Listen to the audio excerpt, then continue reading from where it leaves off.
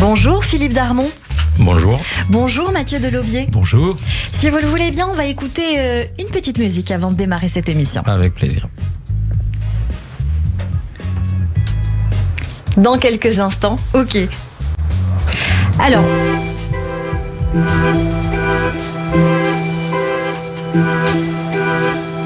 Dans quel Torah, dans quel Coran, ou dans quel Nouveau Testament ont-ils trouvé cet héritage d'un autre âge? À quelle source, à quel creuset ont-ils abreuvé leurs pensées pour prendre le monde en otage d'un carnage? Toutes nos valeurs du... Philippe Darmon, Mathieu Delaubier, c'est un titre phare que nous venons d'entendre sur notre antenne. Un titre qui s'appelle « Et Dieu dans tout ça ». Alors vous faites partie du trio vocal interreligieux Ensemble avec Farid Abdelkrim, prédicateur musulman. Vous êtes prêtre et rabbin et vous serez en concert organisé par la LICRA demain au Carré Bellefeuille à Boulogne-Billancourt. C'est votre tout premier concert, un concert gratuit. Quel bonheur! On attendait les concerts avec impatience et le concert porte un nom, le concert de la fraternité. Alors dites-nous, qu'est-ce que ça vous évoque, la fraternité, Philippe Darmon? Bon, la fraternité, c'est pour moi aussi le vivre ensemble, puisqu'on est dans un pays où il y a plusieurs religions et nous sommes un peu différents, mais le fait de pouvoir vivre ensemble et de faire des choses ensemble, c'est ça pour moi la fraternité. Mathieu Delaubier. La fraternité, c'est, oui, comme dit Philippe, c'est l'art de vivre ensemble entre personnes qui ne se sont pas choisies. Ah. Voilà, la fraternité, c'est pas un club, c'est pas une assoce, c'est un état de fait. On est voisins, on vit ensemble et il suffit de lire la Bible pour voir que la fraternité, c'est pas du gâteau tous les jours, mais c'est quand même ça qui nous rend meilleurs. Voilà, c'est qui nous procure aussi les plus grandes joies possibles. Et puis ça veut dire qu'on a un père commun. C'est ça être frère. Oui. La France, c'est le père commun? On va dire c'est le bon Dieu, le père commun. Ok, aussi. Vous existez depuis plus d'1 an. Votre trio est donc composé d'un juif, d'un musulman, d'un catholique. Ça me fait penser à un film de Fabrice Eboué dont on a dû vous parler, qui s'appelle Coexister, qui est sorti en 2017. On ne peut pas s'empêcher d'y penser. Voilà, c'est sous la pression d'une patronne, un producteur de musique à la dérive qui décide de monter un groupe constitué donc d'un rabbin, un curé et un imam, afin de leur faire chanter le vivre ensemble. Alors Jérôme Goulon viendra nous en parler, notre chroniqueur, dans la deuxième partie de cette émission. Mais je ne peux pas donc m'empêcher de vous demander si cela vous a inspiré pour créer ce trio à part. Comment ce trio est né finalement? Alors en vérité, le groupe a été déjà fait avant le film. Ah, très bien. C'est-à-dire qu'on a commencé le projet avant et on a dû, je crois, interrompre pour pas qu'on pense qu'on a surfé sur le succès du film ou qu'on a essayé de faire quelque chose comme le film. Ou que le film surfe sur notre succès. C'est ce que j'allais vous dire. Peut-être que justement vous avez inspiré le film. On n'avait pas eu le temps de sortir encore les chansons, donc on avait commencé avant. Après il y a eu plusieurs interruptions puisqu'il y avait le film, après il y avait le Covid, il y avait d'autres petits soucis qui ont fait que le projet n'a pas abouti tout de suite. Mais c'est vrai que souvent on nous compare des fois au rabbin. Moi, ce que j'aimerais bien faire comme le rabbin du film, c'est les petites gouttes qu'il a pour pouvoir chanter fort. Ça. Non. Je pense que ceux qui ont vu le s'ils film, m'écoutent, qui me donnent. Ils vont bien rire, ceux qui ont vu le film. Alors, ma question, le pourquoi, c'est parce que il y a, au travers de ce trio, l'origine du projet, quand même, qui est à citer. C'est un projet qui est né par Fatih Amar et François Troller, qui ont été profondément marqués aussi par l'assassinat du père Jacques Hamel. Il faut quand même en parler. Mathieu Delaubier, donc est-ce que vous pouvez nous raconter concrètement comment cela s'est Alors moi on me l'a raconté parce que je suis arrivé le dernier dans le trio, mais Fatih Amar, qui n'est plus de ce monde d'ailleurs, et François Troller se sont dit là la coupe est pleine, il faut faire quelque chose. Alors on va faire des chansons. Les chansons ça change pas le cours du monde, mais quand même ça y contribue.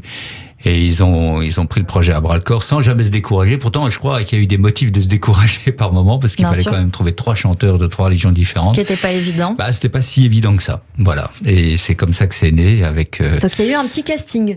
Il y a eu. Oui, bien sûr. Un grand casting. Très bien. Casting. Je vois François Troller pas très loin qui fait un petit sourire. J'ai envie qu'on parle un petit peu de vous. Je sais que vous êtes donc rabbin et prêtre. Philippe Darmon et Mathieu Delaubier, et je voulais savoir si vous officiez toujours ou si cette carrière de chanteur finalement a mis vos fonctions un petit peu de côté. Et où vous officiez, bien sûr. Moi, j'officie à la synagogue de la rue Buffo, Paris 9e. Donc, nos auditeurs doivent très bien vous connaître. Je pense. Mais non, oui, tout à fait. Je continue à officier naturellement. C'est un projet qui va avec mes fonctions, qui est à côté, mais il n'est pas à la place. Et vous, Mathieu Delaubier? Alors moi, j'officie 50 mètres plus loin, à Notre-Dame-de-Lorette. Il y a écrit Liberté, Égalité, Fraternité au fronton de l'église. D'ailleurs, vous parlez de fraternité tout à l'heure. Donc, comme mon voisin Philippe, j'officie toujours. J'ai dit la messe tout à l'heure et je la redirai demain. Et non, c'est plein temps. Donc vous gardez quand même vos fonctions respectives. Oui. Alors on a entendu un titre de vous qui est Dieu dans tout ça. Si on peut en remettre un tout petit bout, ce serait merveilleux. Parce que j'ai envie de vous en parler.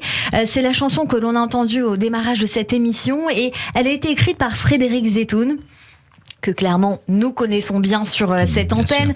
Elle a été composée par Francis Lay et donc le célèbre parolier Frédéric Zetoun est à l'origine de cette chanson, mais aussi d'une chronique qui s'appelle Toutes les chansons ont une histoire, diffusée tous les matins sur notre antenne, et de l'émission Toutes les chansons de ma vie tous les dimanches à 21h. Je le rappelle, il reçoit un artiste qui évoque sa vie au travers de 5 chansons qui ont marqué son existence. Et donc Francis Lay, spécialiste de musique de film, de génériques, de chansons, et qui est notamment l'auteur de la musique des films Un homme et une femme et Love Story. Il a reçu l'Oscar de la meilleure musique de film en 1970. Et je vous parle de ça parce que...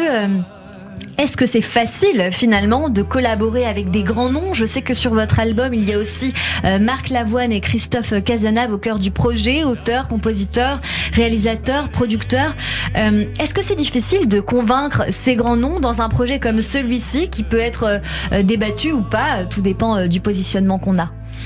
Je crois que Mathieu le travail avait été fait par Christophe, qui a quand même tout un réseau d'amitié dans le monde de la musique. Je ne sais pas s'il a eu du mal à convaincre Francis Lay. En tout cas, il n'a pas eu de mal à nous convaincre de chanter la chanson, parce que chanter la dernière chanson, parce qu'il est mort juste après, c'est sa dernière chanson.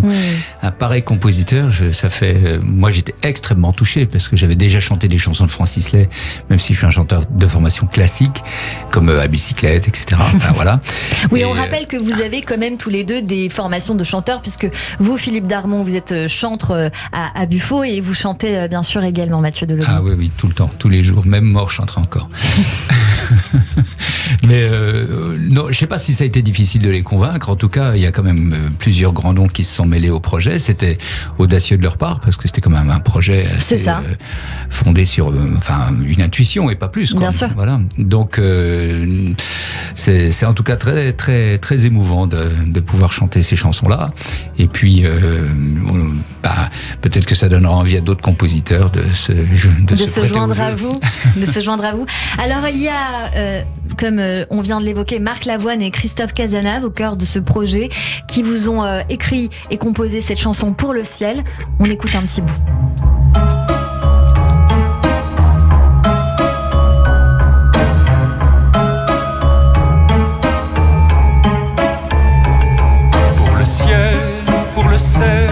Le spirituel, pour l'appel, l'amour éternel, la prunelle de tes yeux.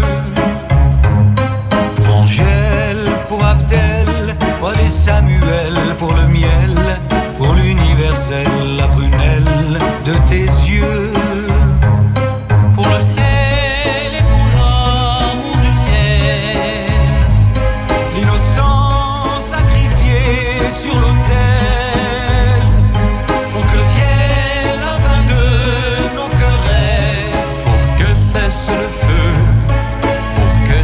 le feu.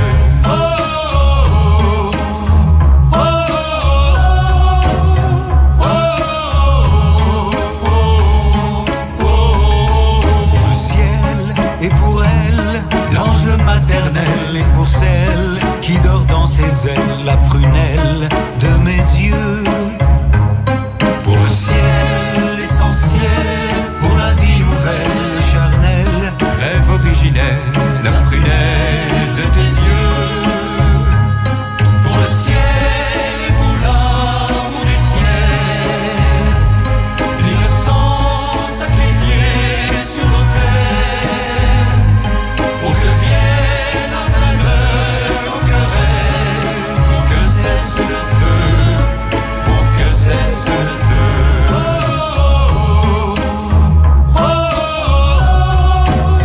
On reconnaît quand même la patte très mélodieuse de Marc Lavoine. Est-ce que vous pensez comme moi? Non mais moi j'ai cru que c'était Marc Lavoine qui chantait. C'est ce que je vous ai dit. D'ailleurs, quand je l'ai vu la première fois, je l'appelais Marc. Ouais.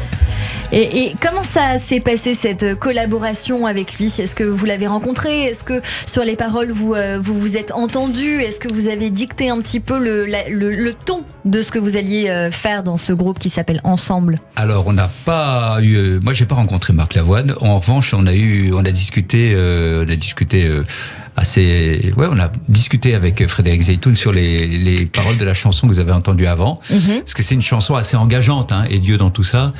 Donc, comme on est chacun à notre titre représentant de notre religion, bah voilà, les mots sont codés, peuvent cacher des. Bah, on a un peu discuté sur le texte pour arriver à se mettre d'accord sur quelque chose. Alors parlons-en justement du texte. Bah, le texte, c'est un très beau texte de Frédéric Zeytoun que dire, je me souviens pas exactement des mots sur lesquels on s'était un peu pas raccroché, mais enfin on avait discuté, quoi. Là il y a des références. Ce qui compte, c'est qu'on ait des références communes, voilà. Et donc ce qui avait, je reprends les propos de Mathieu, c'est que effectivement le refrain est Dieu dans tout ça. Si on n'attend pas la conclusion, on a l'impression de dire quelque chose qu'on ne veut pas dire. On peut comprendre quelque chose, par exemple, que tout ce qui se fait, c'est pas au nom de Dieu, Dieu n'approuve pas, et presque Dieu dans tout ça, donc il n'existe pas.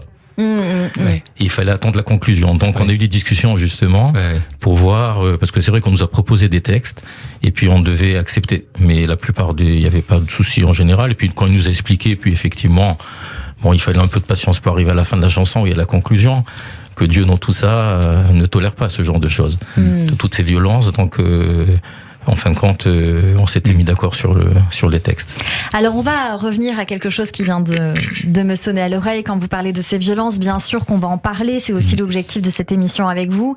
Mais on va clôturer quand même cet album en disant toutefois que s'il y a des nouveautés, il y a aussi des chansons, des tubes extrêmement connus de Michel Berger, de Michel Fugain, de Françoise Hardy, Indochine, mais aussi le titre Utile de Julien Clerc, où voilà, ces paroles, à quoi sert une chanson si elle est désarmée, me disaient des Chiliens, bras ouverts, poings serrés, comme une langue ancienne qu'on voudrait massacrer. Je veux être utile à vivre et à rêver. On écoute encore un petit bout et puis on en débrief.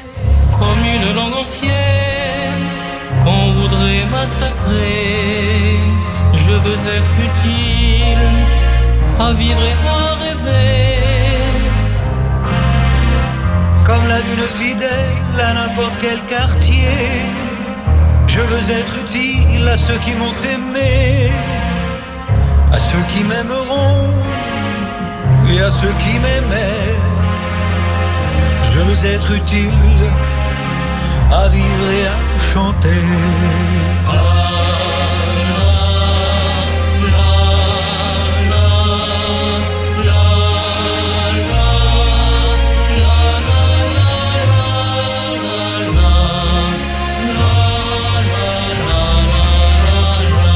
Alors on se le disait, cette chanson est merveilleuse, Utile de Julien Clerc, elle est extrêmement bien écrite. Qu'est-ce que ces paroles vous évoquent puisqu'elles font partie de l'album, Mathieu Delaubier? Pour quelqu'un qui chante et qui dit je veux être utile, c'est une espèce de profession de foi dans l'utilité d'une pauvre petite chanson, quelques notes, quelques petites paroles, mais qui, à force d'être entendue, à force de pénétrer les cœurs, les esprits, travaille un peu comme à la façon d'un mantra. Voilà, le désir qu'on a de se rendre utile au monde dans lequel on vit. Et vous, Philippe Darmon ? Moyens.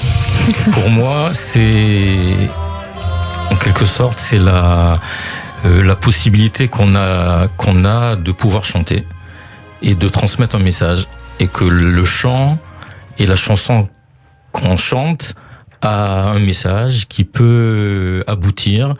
Et des fois, on se dit, bon, une chanson, qu'est-ce qu'on peut faire, nous, qu'est-ce qu'à notre niveau ? Chacun à son niveau peut faire quelque chose. Et nous, à notre niveau, on chante. Donc, on peut transmettre ce message de tolérance, de vivre ensemble. C'était exactement ma question. Vous chantez la tolérance, le vivre ensemble, la paix, dans un contexte avec des clivages extrêmement tendus. Est-ce que vos messages passent ? Est-ce que vous avez des retours de gens qui, comme vous n'avez pas fait de concert jusqu'à maintenant, donc peut-être, je ne sais pas si vous avez rencontré votre public, mais est-ce que des gens vous écrivent, viennent vous voir, vous disent voilà, ce trio nous a aidés. Est-ce que dans les écoles c'est entendu ? Plein de questions. Alors, c'est vrai que on n'a pas eu encore beaucoup de retours avec des gens, à part quelques gens qui nous ont connus ensemble dans la rue du trio. Ça commence on commence à avoir des. Mais bon, les retours que j'ai eu moi, c'est au niveau de ma communauté et les gens autour de moi. Et tout le monde a trouvé ça très bien et très positif. Comment c'est perçu aussi dans votre communauté ? Très positivement. Je crois que si les gens le perçoivent négativement, ils ne le disent pas, tout simplement.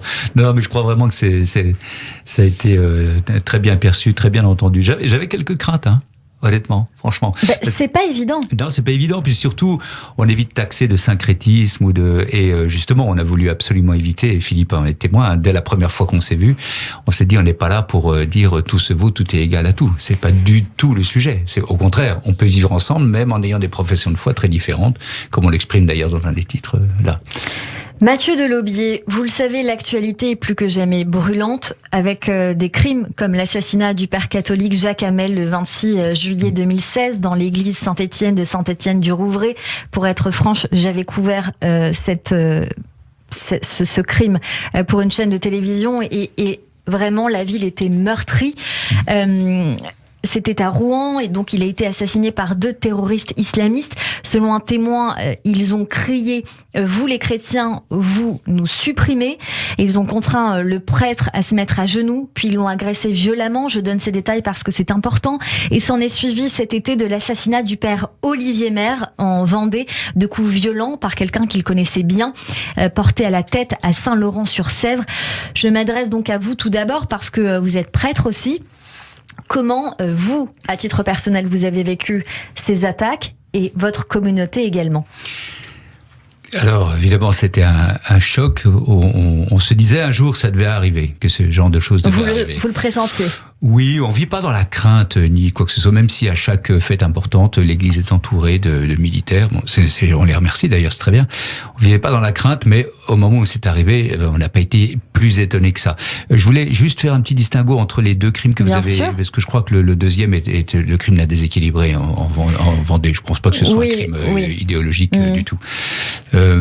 Pour le premier, ce qui m'a aussi frappé, c'est les témoignages venant de toutes parts et de toutes les communautés religieuses de solidarité vis-à-vis des chrétiens. Et j'ose croire que si la même chose arrivait avec un rabbin ou avec un imam, on aurait le même réflexe.